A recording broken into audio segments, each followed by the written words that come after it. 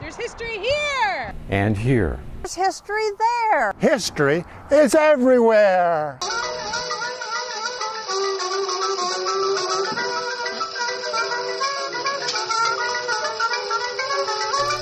I think it's 2 years ago now. I was at a estate sale outlet store in Medford, and I saw this quilt. And I resisted it. I said, I don't need a quilt. But I was intrigued by the 42 names, 43 actually, because Myra and Jim are on one of the blocks. There are 42 blocks. And I looked at that, and I looked at it, and I really almost walked away from it until I saw a surname in my own family chart. And okay, I just have to buy this, even though it's a little more than I wanted to pay, and I certainly didn't need a quilt. But I'm really glad I did, because it has given me endless hours of research and a lot of pleasure to share that research with an audience. I just wish that I had a better answer to the mystery. The mystery is first mystery is why was the quilt made? For what purpose? And let's see if we can figure that out. So basically, as I studied it, I learned a few things about it. There are 42 blocks. There are 7 rows of 6 blocks each. I numbered the rows. The top row is 1, and so forth. And then there are 6 blocks, 6 columns of blocks, and those are labeled A, B, C, D, and you'll see why I did that in a while. There are 43 names, thanks to one of them having 2 names on it, Myra and Jim. Notice there's no last name. This is a frequent theme. But this is Myra and Jim's block. 4C means it's the 4th row, the 3rd one over. Here's a close-up of the signature. And if somebody thinks it says something other than Jim, tell me what you think it says, because I can't figure out what else it could be. It's an interesting handwriting all by itself. There are 2 place names on the quilt, Arnett, Oklahoma, and Grants Pass, Oregon, which are not exactly very close together. This is the one with Arnett, Oklahoma on it, Hattie Smith, Arnett, Oklahoma. And here is where Arnett is in Oklahoma. It's right there next to the Texas Panhandle, right on the border.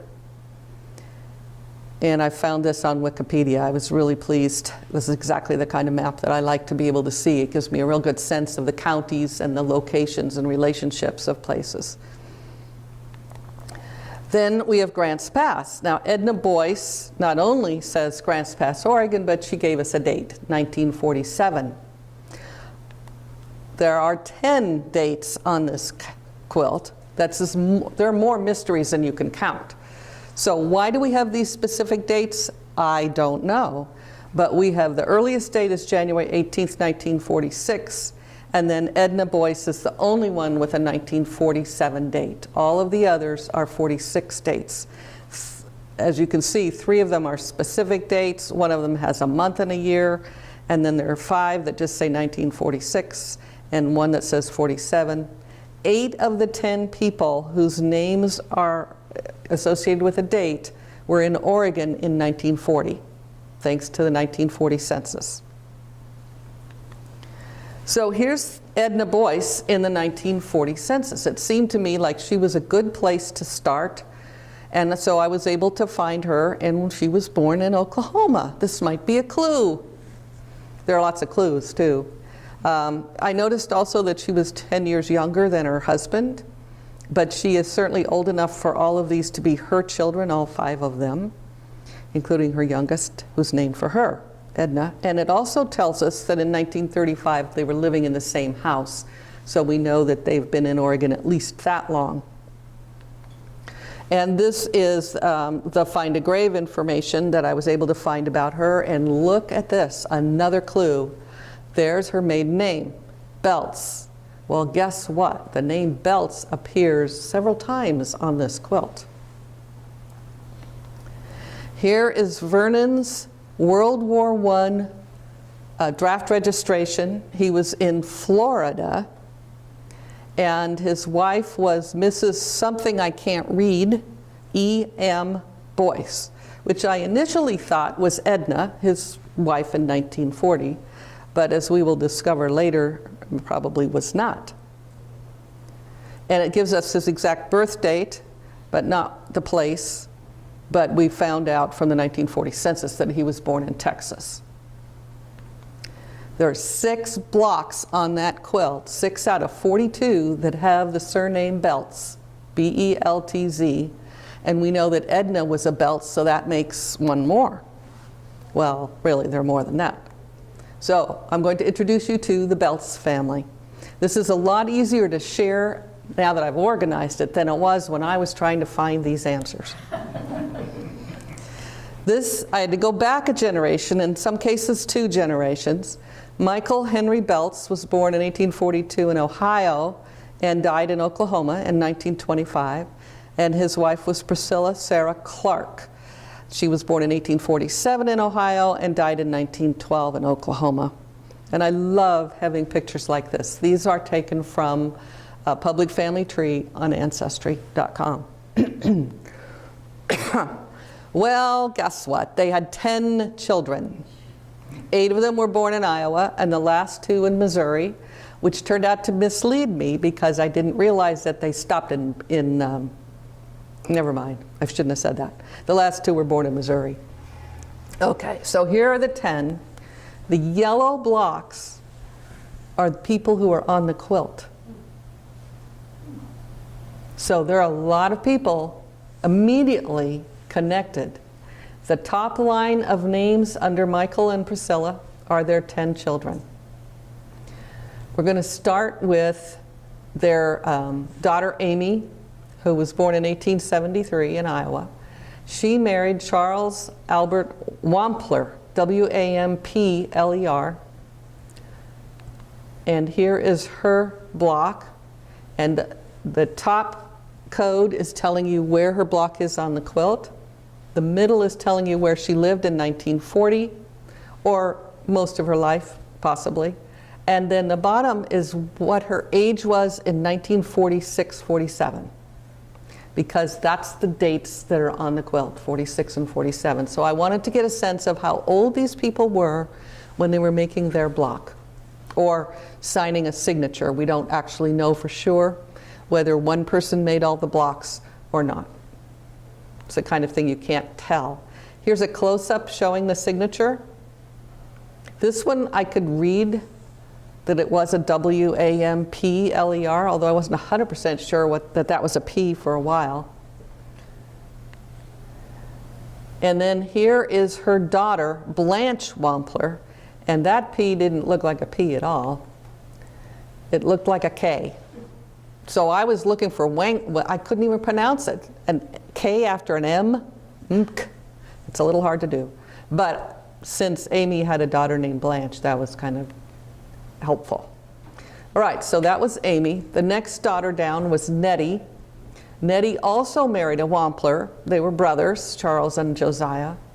And Nettie and Josiah had a daughter named Eula. So here's Nettie. She put 1946 on her block. She was 70 and was living in Enid in Garfield County, Oklahoma, which is not adjacent to Ellis County. And here's a close-up of her signature. Here is their marriage, their daughter, Eula's marriage application, license, and certificate, all on one page in a court record. This was in 1919 in Ellis County. Ellis County is definitely a recurring theme. That's where Arnett is and where a lot of the people lived. They didn't necessarily start out there, but that's, both Roy and Eula were born in Kansas, but they wound up getting married and residing in Arnett. In actuality, they were married in Shattuck, which is another small town. Arnett is small. In fact, there's really nothing large in Ellis County. I did a little bit of research. It's very rural. So here's Eula Nuttall. And of course, the challenge of this quilt was all the different surnames and trying to find how these people were connected to each other. Hopefully, ending with a solution to why the quilt was made in the first place. So moving on to the next daughter, Nellie. was born in 1879, also in Iowa. And she was more of a challenge because her signature says Aunt Nell. So I don't have any proof that this is Nellie Beltz, whatever her last name was, Rose, but I figured it out. And it was logical because of all these Beltzes being connected to this quilt. Especially when I solved one of the other mysteries, which was, who the heck is Mrs. A. Charles? I don't even know if the A is her first name or his first name. And I've seen both used. A lot of conventions give the man's name as, and the only thing that identifies that it's even a female is the use of Mrs. But there are other times when I have seen a woman identified by her first name or first initial and her husband's name. So I didn't know who this was until I figured out that Nellie Beltz married Charlie Rose, or Charles Rose, and they had Nettie Rose, and she married Arthur Charles. So she was Mrs. A. Charles. This is deep. There were times when I was doing Eureka, and there were times when I was walking around saying, who was Mrs. Richardson? Who was Mrs. Charles? Because they were very elusive. And we weren't just looking in one place. We're looking in Oklahoma, we're looking in Grants Pass, Oregon, and we're wondering whether they're only in those two locations or might be elsewhere. So it was a good challenge. Okay, now we're going to move back to the beginning of the children, or close to the beginning, and we'll look at the daughters-in-law of the Beltzes. So they had the surname Beltz because they married Beltz sons. So Alan was the first one, and he married Josephine McVicker. And of course, what's a nickname for Josephine? Josie Beltz is on the quilt. Number 2B, row 2, second one in. And she was 74 when she did this signature on this quilt, plus or minus 1 year. I kind of like her signature. It's very upright. I haven't done handwriting analysis, so I don't know what that means, but I like it. Here is Josie and her husband, Alan Beltz, not when she was 74, but I thought it was nice to have an image of these people. In fact, perhaps this is closer to, well, you never know. They had a daughter, Genevieve. I finally figured out this says Viva. I thought it was a U for a very long time. But it's Viva. She went by Viva or Vive. And here's a close-up of it. You see why I thought it was a U? U-E-V-A. Not a likely name. She was 54 when the quilt was made. And here she is as a young woman with her younger sister, Leela May. And here they are in Oklahoma in 1910. Now remember, this was made in 1946 or 7, or finished in 47. This is Oklahoma in Ellis County in 1910, and there are 5 people in 1910 in the census on one page who are in this quilt in 1946. I think that's amazing. Up at the top we have Amy Wampler. She was spelling it A-M-I-E at that time. We have her daughter Blanche Wampler. We have the parents who started the whole thing, Michael and Priscilla Beltz. Then we have Harry and Lula. Lula, you haven't even heard about Lula yet. And then we have Josie and Alan, and their daughter, who in 1910 was Vada, V-A-D-A, rather than Viva. Now, that could have been what the census taker heard. We've all been through that discussion. Okay, so now we're down to the son, Henry.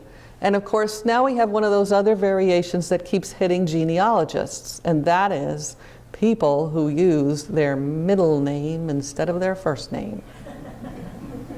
Bane of my existence. So Henry married Ethel Minerva Stevens. And you notice that big, wide red arrow. That's because we're going to discover some information about the Stevens family. We're taking a little right turn here for a minute. So we have to go back to the mid-1800s to meet Alfred Stevens and his wife, Martha Arminda Bailey. And this looks very complicated. It took me a long time to figure out how to show this graphically.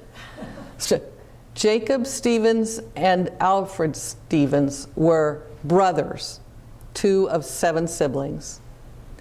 Jacob married Susan, and they had 6 children. 2 of those were Philander and Alfred. I could point, couldn't I? Over here. Here's Philander and Alfred. Philander had and Effie had a daughter named Susan, who was known as Susie. Philander's brother, Alfred Stevens, married Clemma Stevens, who was his first cousin. See this? They're brothers. They had a son and a daughter who married each other. And they married each other and had Milo. And guess what Milo did? He married his first cousin, Susie. So Clemma was Clemma Stevens, and Susie was Susan Stevens. Ouch. Is it any wonder I needed a chart? Okay, so let's take a look at what these look like here. This is Clemma Stevens. She lived till 1953. She was 65 when she signed the quilt in 1946. She was living in Redwood Precinct in Josephine County, Oregon. Long ways from Oklahoma. Here's a close-up. I like that C, it's very fancy. And the M's are very distinct. And here's Susie, her daughter-in-law, not to mention other relationships, but we'll just stick to daughter-in-law at the moment. And Susie put 1946 on hers. She was 39 at the time. And did you notice the little extra curlicue there? Okay, back to the chart. So the other brother, that was Jacob's mostly that we were following, although obviously not entirely. Alfred, up here, and his wife Martha, who we saw photos of, and had 10 children. 2 of them were Clemma, whom we've already talked about, and then they also had Ethel Minerva Stevens, who married Henry Alfred Beltz. Remember we were doing the Beltzes a while ago? Okay, that's how we got to the Stevens in the first place, and then discovered that there were other people named Stevens on the quilt. But see this big red arrow? We're going to find out more about Ethel. This is Ethel Minerva Stevens. I'm thinking this might even be before she married and became a Beltz. This is their marriage license and certificate of marriage. Minerva was 16 and he was 20, and this was 1902 in Franklin County, Kansas. And here they were a little later.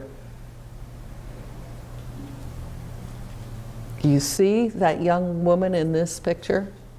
Yeah, she's there, isn't she? And here they are celebrating their 65th wedding anniversary in the Grants Pass Daily Courier in 1967. Here's her signature block. And this is the only actual replacement piece of fabric on the quilt. Minerva's signature white fabric was disintegrating, and you can see it right here and down here, and even a little hole right there. It just was not as good a fabric as the others, and so someone has inserted a replacement fabric here, and they didn't do the color very well, so it really shows up right there.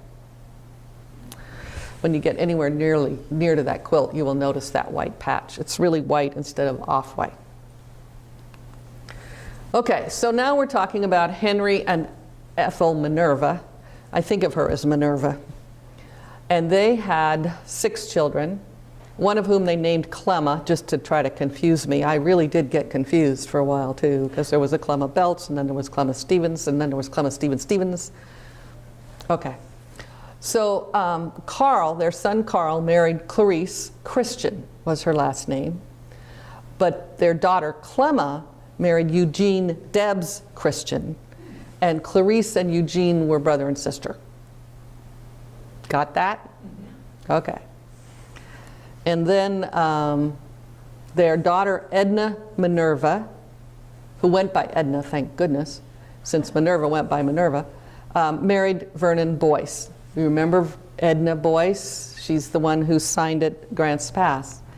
So here's Clarice and Carl Beltz's marriage license, consent, and certificate. And what I've done is try to transcribe some of the major pieces of information. This was in Woodward County, which is just to the northeast of Ellis County, very close. Shared part of of Ellis County's northern boundary. And H.A. was the father of Carl, and he was 44 when he applied for a marriage license to be issued to his son Carl, who was 19, and who resided in Harmon, and Harmon was in Ellis County. And the marriage was performed in Woodward, which is the county seat of Woodward County, in 1925, in the presence of Carl's parents. And here's Clarice living in 1940 in the Apple Rogue precinct of Josephine County, Oregon. So we obviously have connected the Oklahoma and the Ellis County, Oklahoma, and the Grants Pass, Oregon pieces. That is connected through the Beltzes for sure. That's one thing that I felt very relieved when I had. And Clarice was 42 when the quilt was made. Here's a close-up of her signature. The Z was a little shaky. And here's Edna again, just so that you can kind of consolidate that in your mind. She was in Redwood Precinct.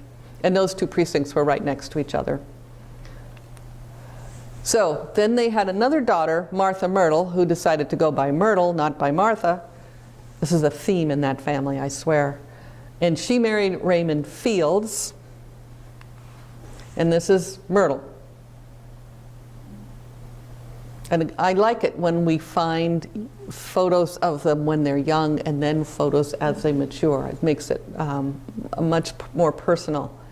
And here is her block. She was living in the Apple Rogue precinct in Josephine County. And so we have to divert again. Now we need to look into the Fields family. And this one took some real genealogical research. And I will tell you that I used a shortcut when I was doing this research that I don't usually use. I personally think that there's so many mistakes and errors, and that's the same thing, just problems with the public family trees that are really on both of the major websites, FamilySearch.org as well as Ancestry, that I don't go to those unless I'm really in a hurry for clues or I've exhausted my others. But for this project, I had so many names to research and so many other things I should be doing that I took shortcuts, especially when I realized that it was probably a big family connection. I felt that it was legitimate to try to go down a public family tree to try to find people and find these other surnames that perhaps would connect people in the quilt. So I did that, and sometimes that worked well, but other times it misled me because a family tree didn't have that marriage that would have given me that last name that I was looking for. So in this case, I'm going to look at first William Sizemore Fields. We're back to the 1700s here. I had to go a long ways back to connect these people. So I don't know that this is how the connection happened, but I think that it did. He married Judita, and I don't know how to pronounce her last name, and had 12 children. Of course, we're back in the era when they often did. 2 of those children were brothers, Andrew Jackson Fields, who was always known as Jackson, and Ellerson Fields, and that's a nice unusual name to help you when you're doing your research. Ellerson and his wife, Mary Ann Deal, had 12 children. Whew. And one of them was Ephraim Fields, who married Rebecca Clark, And there are other Clarks, and I haven't been able to connect the various Clarks who appear connected in some, who are on the quilt at some point, usually through ancestors. And Ephraim and Rebecca had Lyman, who was known as Pete. Now, I don't know how you get Pete out of Lyman. I haven't figured that one out. And he married Bertha Smith, and they had Opal May Fields. Now, I'll tell you, I did not have my breakthrough on Mrs. Richardson for months and months. I looked for Richardsons in Oklahoma, and I looked for Richardsons in Grants Pass. I looked in city directories, I looked at censuses, I looked at newspapers online, and I wasn't finding them. And just before I gave this presentation in June,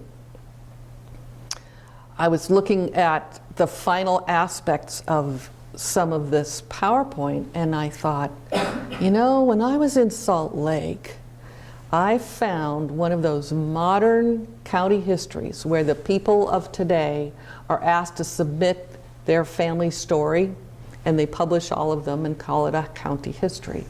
And I found an Ellis County history, and it had pages of fields.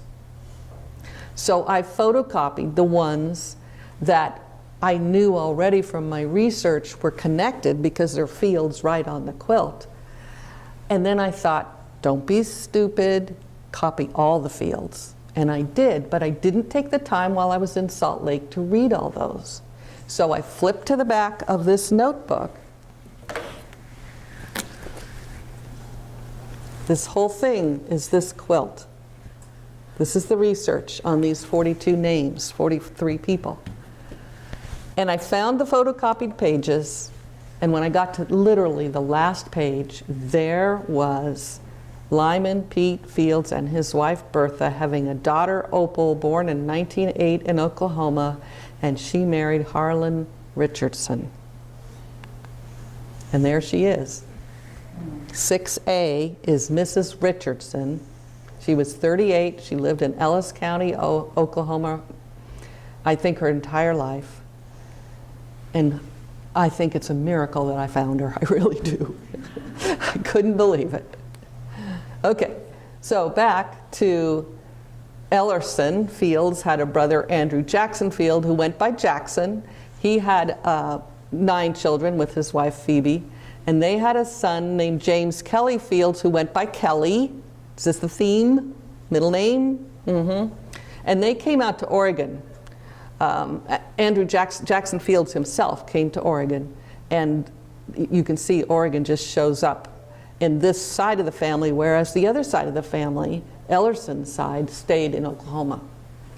So Kelly had Orley Harlan Fields Sr., and he had Orley Harlan Fields Jr., who married Bessie Louise House, and let's see what we have about her. So we have to go to the House family. On the quilt is Iva Luella Tilley, who married Martin Luther House.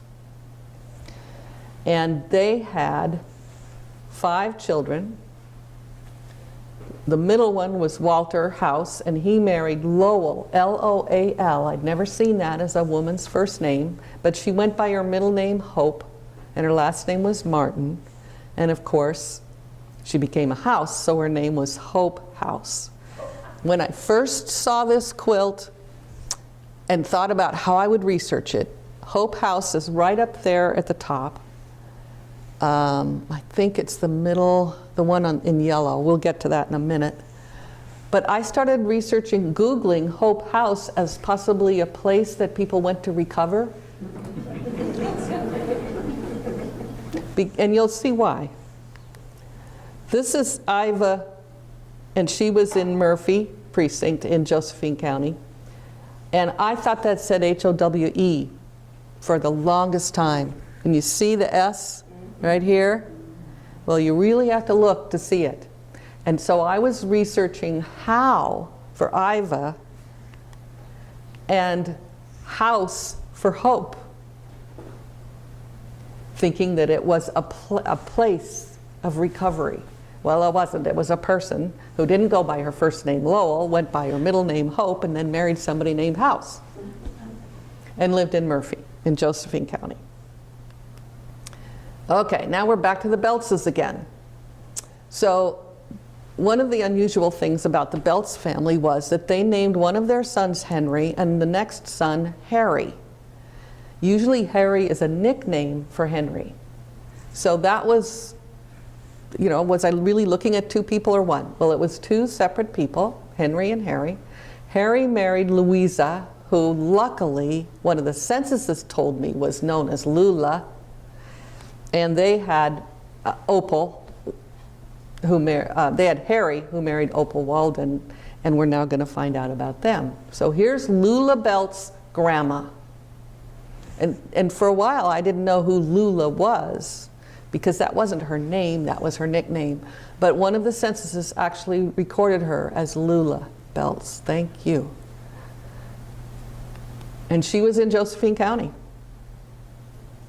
Another one of the Beltzes. Now the Walden family, see, you didn't know we were going to get into another family. So here's the Walden family. We've got John marrying an Eaton, Helen Eaton. They had 10 children. Of those, we're just going to talk about 2. Mortimer had 2 that we're going to talk about.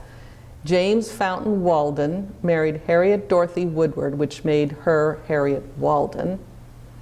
And his sister Opal Walden married Harry Leroy Beltz. Remember Harry Beltz? Who was the son of Lula Beltz, Grandma Lula? Okay, so let's look at theirs. And Harriet is in yellow. It's really harder to read hers because of the yellow. But that's Harriet Walden. And notice she spelled Harriet with 2 T's. And she was in the Apple Road precinct in Josephine County. And then here's Opal Beltz. And there's no cross on that T that I can see. I can't see any evidence that there was one. She would have been 36 at this time. So the O is elegant. The B is elegant. It's nice handwriting. Okay.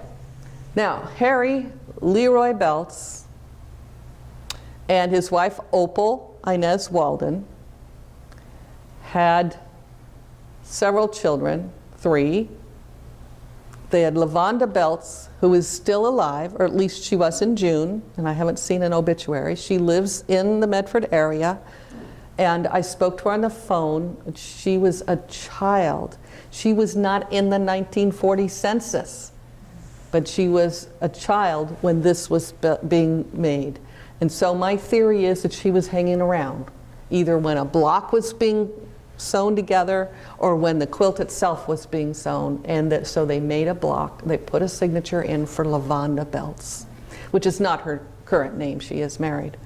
I'd hoped to get her to come to a presentation, but she didn't seem to be willing. So, so she's on this quilt, and as far as I know, she's still living, which I think is pretty exciting when you really think about how long ago that is.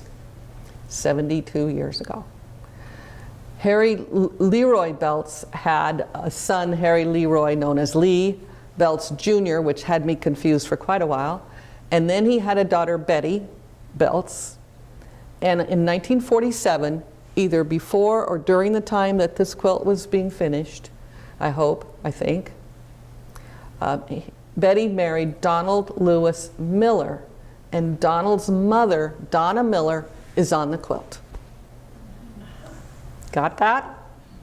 So here's Donna Miller. She was actually living in El Monte, California in 1940, but her son graduated from Grants Pass High School. So between 1940 and 1946, sometime in there, they moved up here.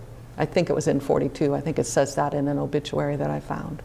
So she was 41 at the time. So were they courting? We don't know, the 2 children. We don't know that. You know, there's a lot of stories missing, just pieces of them, but we don't have the whole story. So here's Lavonda. And it would be, you know, if somebody was a real handwriting expert, they could be trying to figure out who it was who did that, because certainly a small child did not write that. Okay, so back to the Walden chart. We were looking at the left-hand side. Now we're going to look at the right-hand side. They had a daughter named Elizabeth Susan, who of course went by Lizzie Walden, and married a Pierce. And they had 3 children. one of whom married a Franklin. So we have Lizzie Pierce, Amy Nelson, Mattie Tompkins, and Nellie Franklin. We're meeting the Pierce family. And Aunt Lizzie Pierce was living in the Apple Road precinct and was 69. Here's her daughter, Amy Nelson, who was born in Oklahoma in 1903, but died in Grants Pass in 1996. And she was living in the Redwood precinct and was 43 in 1940. She was 43 in 1946 and living in the Redwood precinct in 1940. And there is, see, this is definitely different handwriting. This is not a signature quilt where somebody did all the signatures. These were really done by the people, mostly. We don't think LaVonda did her own. And then the sister Mattie Tompkins, who was actually living in Klamath County in 1940. And then Nellie Franklin, who was in the Apple Road precinct and was 48. And now we have to know about the Franklin family because 4 of their 5 daughters are on this quilt. Savola Schneider, I had a terrible time reading that. Zella Silva, Della Margaret, went by her middle name. Cleaver, that was a hard one to read. Allie went by her middle name Ruth Chapman. And Pauline, who went by her middle name Beth, and who may still be living. Ruth and Beth may both still be living in, I think it's in Reading. Here's Savola Schneider, and I thought for a long time that this was a B, Schneiber. You really can't tell whether it's supposed to be a B or a D, but I found that there really is a Savola Schneider who is the daughter, so now I know that it's a D. And she was 29. So is that a B or a D to you? Looks like a D. Yeah. Here's Zella Silva's obituary from Find a Grave, and that was very helpful because it told me where people were, and indeed I was right. Ruth and Beth were both living in Reading when Zella died. And here's Zella's. She was 26 at the time. And one of the reasons that I'm showing you the ages is because of the age span of this quilt. This is amazing. A lot of people think of the quilts as being made by peers, all of approximately the same generation. That's not the case with this quilt at all. And yet it isn't purely a family quilt, I don't think, as we'll see in a minute. So here's Ruth. She was 20. Okay, so we're back to the Beltzes, and we had skipped one of the names that I could not find, which was the whole reason I bought the quilt was because of Jarrett being the surname that's in my own family chart. And I have not yet found a connection, even though it's there. For one of the things, when I was doing the research, sometimes this name was spelled J-A-R-R-E-T-T, and sometimes it's J-A-R-R-A-T-T, and I couldn't even read what it says on the quilt. But when I went back to try to find, I'd tried everything else, and I couldn't find an Ella Jarrett, which is the name on the quilt. So I was just delving for the ones that were still unsolved, and went back through the Beltzes and got to Margaret and discovered that she married James Jarrett, and the family tree that I'd been using, the public family tree, didn't have her marriage. So that's why I hadn't found it in the first place. But I found it. And the connection to the Beltz is that James Jarrett married Anna Burnett. They had 2 sons, James Calvin Jarrett and Wesley. Wesley's son, James, married Margaret Jane Beltz. And I think I decided that second cousin, William Henry Jarrett, married Ella Higley. So that's where we get Ella Jarrett. And Ella and her husband lived in Colorado. There's no connection to either Oklahoma or to Grants Pass. So the Ella Jarrett that I initially found lived on the other side of Oklahoma and was part Native American, and I finally decided that was not the right Ella. There was no connection to Ellis County. This at least is a family connection that you can actually see, and that seemed a little more logical. And I can see letters being written about this quilt that was being built and being crafted, and would you like to sign and make a block? It's a theory. I don't have any proof. So here's Ella Jarrett, living in Denver at the age of 77. And she put an exact date. This is the latest complete date, I believe, that's on the quilt, other than the 1947 date. And then I have 8 that I think are unconnected, but more research might connect them, I don't know. Elma Dowell was in Ellis County, Oklahoma. She was 53. She's the very first top left-hand quilt block. And I've got a lot of genealogical information about her, but I wasn't able to connect her. She's definitely an Ellis County, Oklahoma connection. And maybe there was just friendship. Maybe there was a Grange group that got together. We don't have any way of knowing that today. The next one was Edna Sparlin. Well, I knew the name Sparlin as soon as I heard it, because there's a Sparlin cemetery in Williams, which is in Josephine County. And sure enough, that's where she's buried. She married a Sparlin and is buried there. And she was living in Ashland in 1930 and 40, but died in Grants Pass. So I don't know where she was in 1946 when the quilt was being made, whether there's a connection I haven't found. It's certainly her maiden name doesn't connect to anyone else on the quilt. And there's no evidence that they had children. Then Hazel Woodward. Well, that's one of the really interesting stories, because until the night before I did this presentation in June, the Hazel Woodward that I had was the one who was in California, Jackson, and Josephine counties, although I never really got her over to Grants Pass, because I think the article that was in the Mail Tribune about Mrs. Hazel Woodward of Grants Pass could be the other Hazel Woodward that I found the night before I did the presentation in June. I said, oh my goodness. And I'll show it to you in a minute. This is it. In 1951, it says, Herbert F. and Hazel F. Woodward of Grants Pass have filed the business name Herb's Top and Seat Cover Shop for operation in Jackson County, according to county clerk's records. Well, so then I tried to research Herbert and Hazel Woodward, because the name on the quilt is Hazel Woodward. Is it that first Hazel Woodward, who I don't really have in Grants Pass?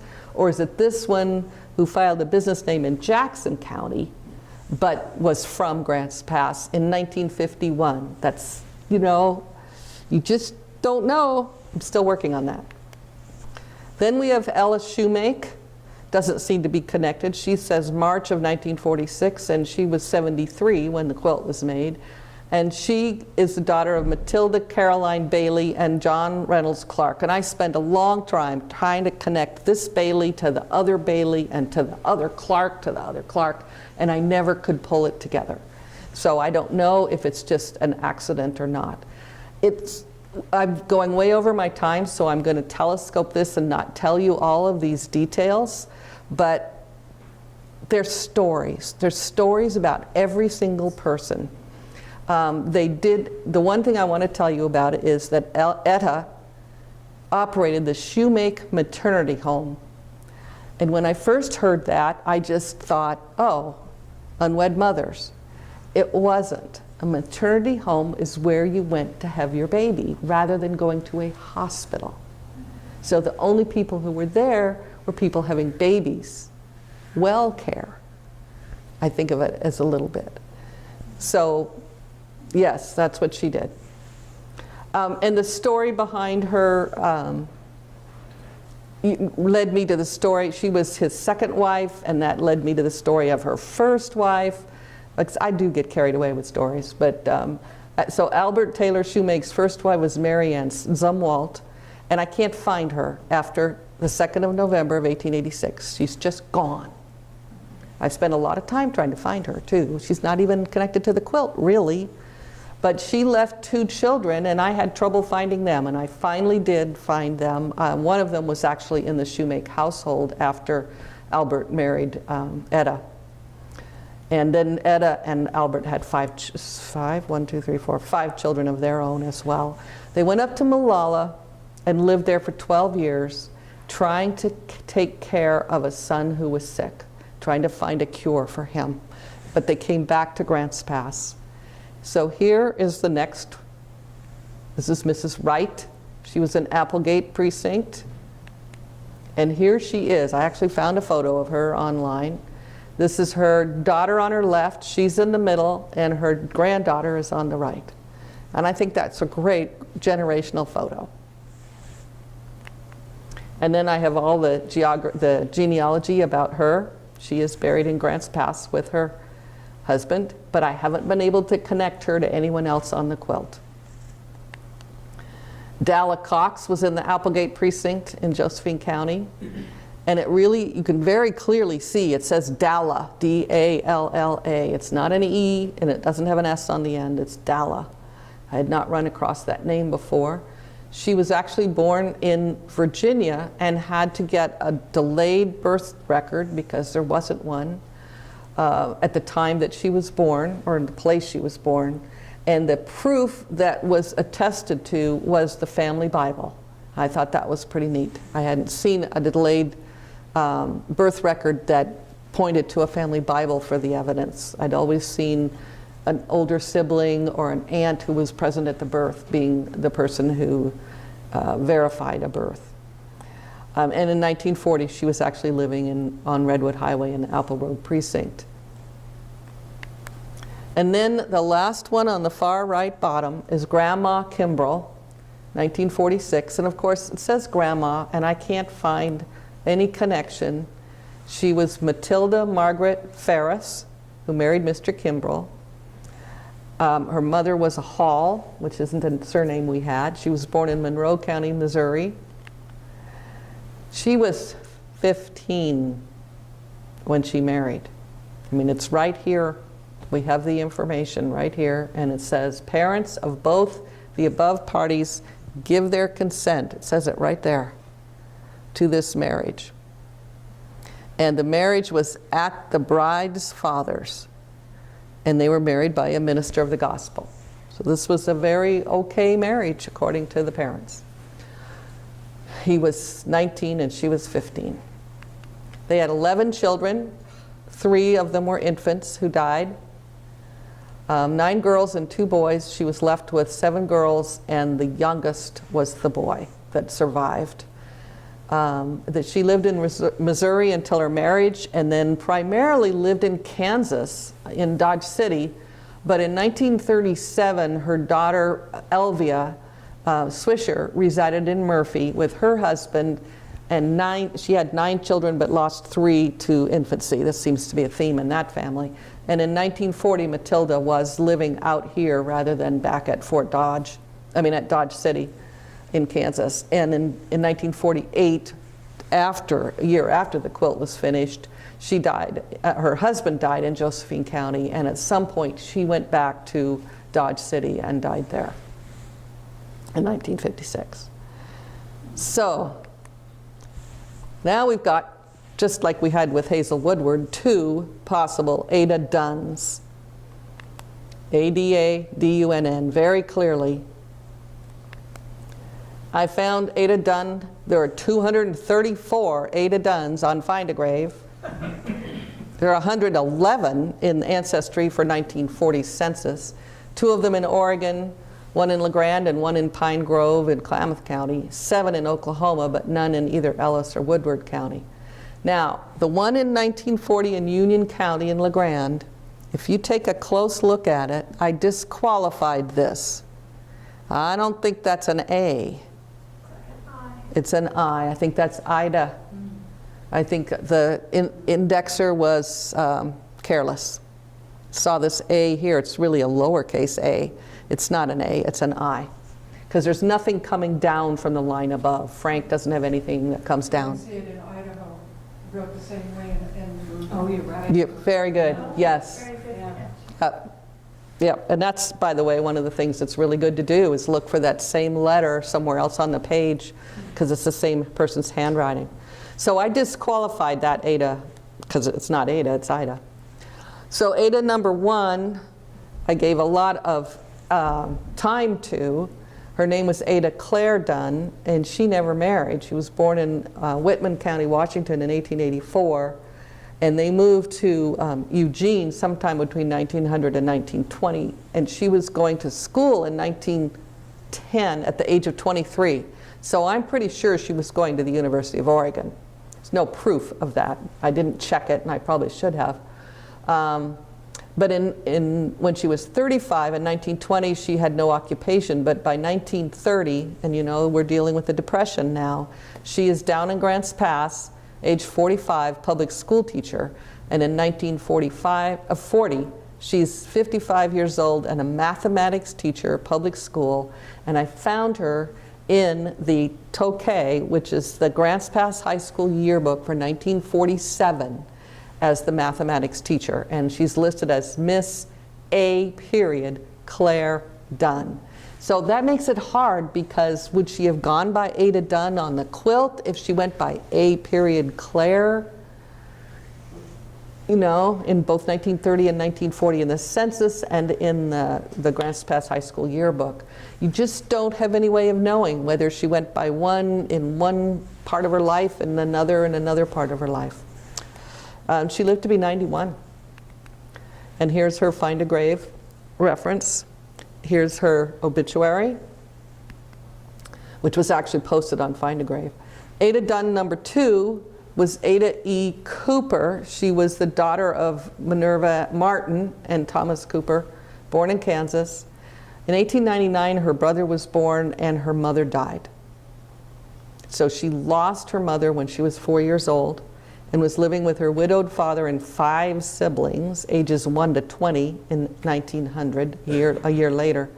In 1910, she's living in Oklahoma with a father and 3 siblings. And then she got married when she was 19 to a man who was 34 in Arkansas. And she was his second wife, and he'd already served in the Spanish-American War. And he married in 1909. He was living in 1910 with his wife and 2 stepsons, because it was her second marriage. And he had a daughter in 1916, a son in 1917, daughter in 1919. In 1920, they're living in Phoenix, Arizona. In 1921, she's living with her son Roy in Klamath Falls. Here's her daughter's death in 1929. Died at the Ashland Community Hospital of a ruptured appendix and peritonitis. My mother almost died of that. I wouldn't be here today if they hadn't gotten her to the doctor in time on rural roads in New Hampshire. In 1930, she's living in Ashland with her husband and 3 children. In 1935, she's living in Pine Grove, but by December 16th, she's divorced because her husband is signing a marriage affidavit for his 3rd marriage in Maricopa County, Arizona. And then she got married and that's how the Dunn comes about. She became Ada Dunn in 1936 in Medford. And her witnesses were her daughter and her future son-in-law. And she's living in Pine Grove in Klamath County. And her daughter died in Klamath Falls and is buried in the Ashland Cemetery. All 3 of them are buried in the Ashland Cemetery. There's a good picture of showing the graves. But I don't know which of those Ada Dunns is the right one. I don't actually have her over here. I get her to Ashland and I get her, you know, she's in Klamath County, but is she part of this quilt? Or was it the school teacher? We don't know. And then we have Mrs. Betts. Now I want you to see the close-up. I thought for the longest time that the L was just missing and this was a Mrs. Beltz, and I was going to have a terrible time because how could you choose among all the Mrs. Beltzes? But I finally decided that really there's no place for an L. It's just very clearly Mrs. Betts. That's not fair. So I found Mrs. Betts number 1 in Ellis County, but she's single. And so I disqualified her. I found a Mrs. Betts number 2 in Jackson County, but I can't get her over to Josephine County. Number 3 is in Jackson County, and I can't get her over to Josephine County. There's no Beltz in the 1947 Grants Pass City Directory. And I keep going back to the nurse who was really closely, close to Ellis County, Oklahoma, and I'm thinking sometimes women who were respected in their lives were called Mrs., even though they were not married. And I have really run across that, and I keep thinking, maybe it was that nurse. Maybe they included her in the quilt. We don't know. And now we're back to Myra and Jim.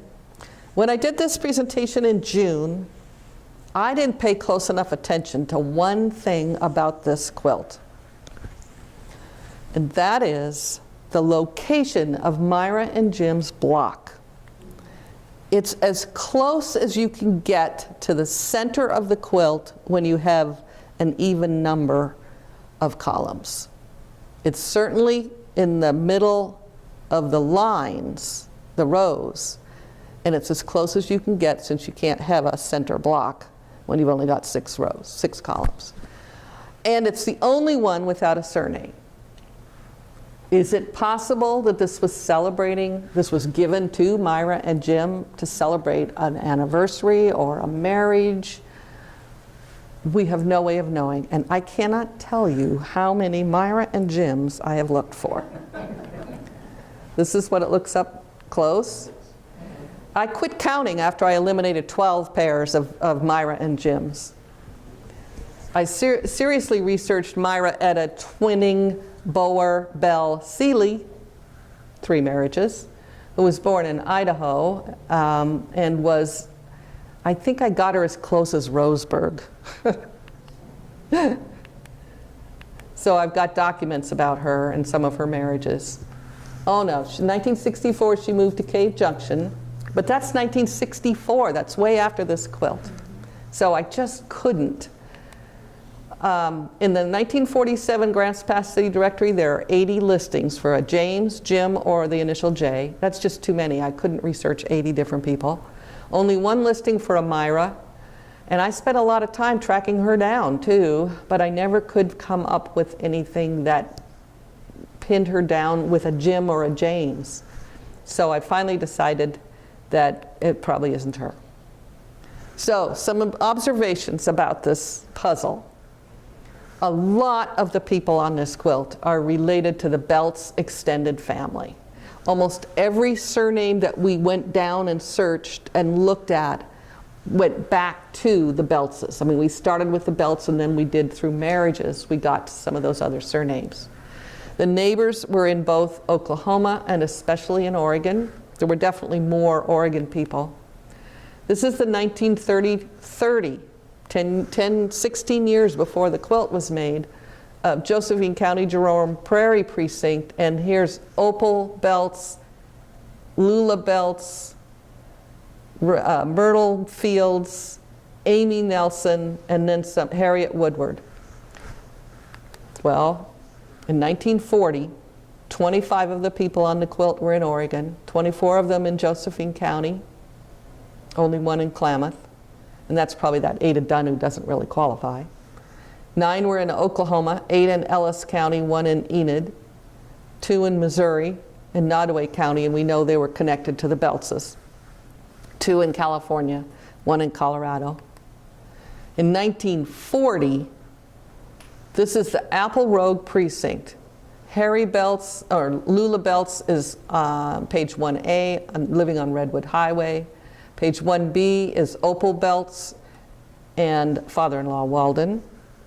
And 1C, still on Redwood Highway, is Della Cox and more Woodwards. Page 4A, that's that Della Cox. And then here's Harriet, Walden, Myrtle Fields, Ethel, M. She went by Ethel one time, Minerva. The nerve. And living with her are some grandchildren named Christian. Do you remember the Christian piece of that? That was one of the surnames we're looking at. And here's Clarice Beltz and Elizabeth, that's Lizzie Pierce. And Tompkins, there's some more grandsons. You notice we think of this grandparents having to take care of grandchildren today as a phenomenon of today. It wasn't. It was happening then too. Grandparents sometimes had to take care of their grandchildren. So it's still a mystery.